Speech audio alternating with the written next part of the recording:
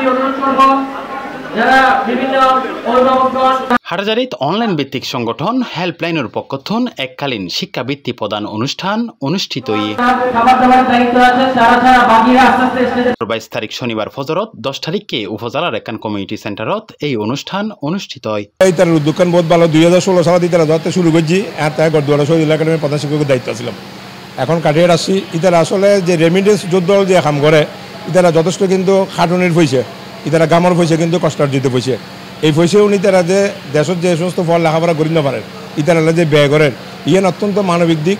আর ভালো লাগার এখন সবচেয়ে ভালো এখন হাজির দেওয়ানোর এই সামাজিক খাস বিশেষ করে যে মধ্যে রাজনীতিমুক্ত সামাজিক খাস শিক্ষামূলক খাস তাহলে তাহি যে হন হাস অনুষ্ঠানত হেল্পলাইনের সদস্য এজেনেওস তালুকদার রুমি, বেলাল হোসেন তালুকদার ও তারিকুল কালাম তুহিনুর যৌথ সঞ্চালনায় হেল্পলাইনের প্রতিষ্ঠাতা সদস্য আবু মুসা তালুকদারের সভাপতিত্বে উক্ত অনুষ্ঠানত প্রধান অতিথি হিসেবে উপস্থিত আছিল চট্টগ্রাম বিশ্ববিদ্যালয়ের অধ্যাপক ও বিজিসি ট্রাস্ট ইউনিভার্সিটি বাংলাদেশের মাননীয় উপাচার্য অধ্যাপক ডক্টর AFM আওরঙ্গজেব। শিক্ষা দিব তিনি আরেকজনকে শিক্ষা দিবে এভাবে বংশ পরিক্রমায় জেনারেশন টু জেনারেশন শিক্ষাকে এগিয়ে নিয়ে যাবে। গেস্ট অফ অনার হিসেবে উপস্থিত আছিল হাটহাজারী উপজেলা নির্বাহী কর্মকর্তা ABM মশিউজ্জামান। প্রধান আলোচক হিসেবে উপস্থিত আছিল গবেষক ও শিক্ষাচিন্তক প্রবন্ধক ডক্টর শামসুদ্দিন শিশির।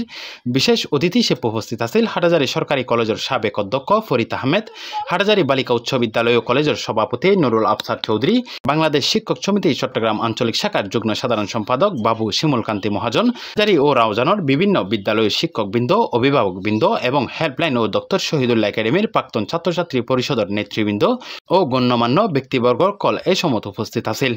এবং ধর্মযাজকদের মত পথকে অনুকরণ করে তাদের হৃদয়ের ভেতরে মহান রাব্বুল আলামিন একটা বীজ বপন করে দেন। নানান জায়গায় ঘুরে ফিরে হলেও একবার কি করেন শিক্ষকতায় এসে তারা স্থিত হয়ে যান।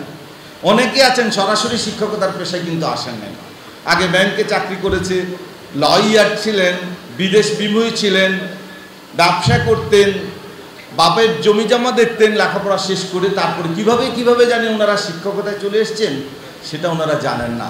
অনুষ্ঠানত প্রায় 2 উপজেলাত 31 খান বিদ্যালয়ত 60 জনের অধিক A+ প্রাপ্ত শিক্ষার্থীসকলের মাঝে বৃত্তি প্রদান করা হয়। অনুষ্ঠানত স্বাগত বক্তব্য রাখে বেলাল হোসেন তালুকদার, শিক্ষার্থীসকলের পক্ষে বক্তব্য রাখে সাইনান ফারসাদ খান, নিশা আক্তার কিয়া।